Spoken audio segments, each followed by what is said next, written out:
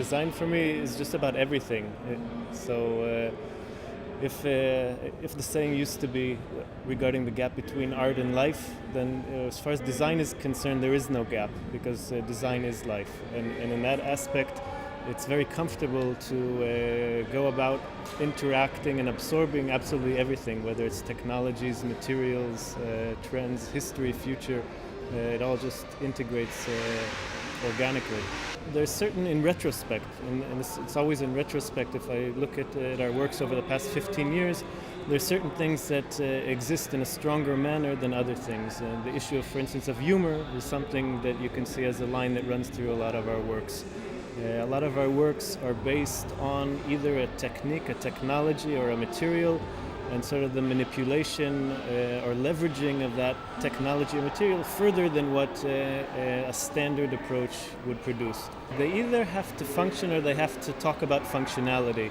And one of the issues regarding design today in sort of a post-industrial climate, where industry in Israel and in Europe as well has shifted abroad, so to speak, and we're left with a lot of creative people that have great abilities to communicate through objects, because that's what they're trained to do, and suddenly there are platforms like museums or galleries that are platforms that we can communicate using design as a tool of communication and not vis-a-vis specifically a tool for leveraging industry's finances. Our studio has functioned over the years in several different levels. On the one level, we work with industry and we help design and develop, for instance, medical equipment, things that are going to be mass-produced eventually and need to follow very strict FDA regulations. They need to be serviceable. They need to communicate to a surgeon in real time exactly what button to hit. On the other hand, there are projects like the project we presented today, which is completely conceptual in the sense that there's no brief, no client, and it's simply a discussion about form, about function, about craft in a sense. I think there's several things that help push design forward, certainly in contemporary context. One is sort of a lack of history of form. We don't have, like in Italy, 500 years or 1,000 years lineage of styling and of dealing with form.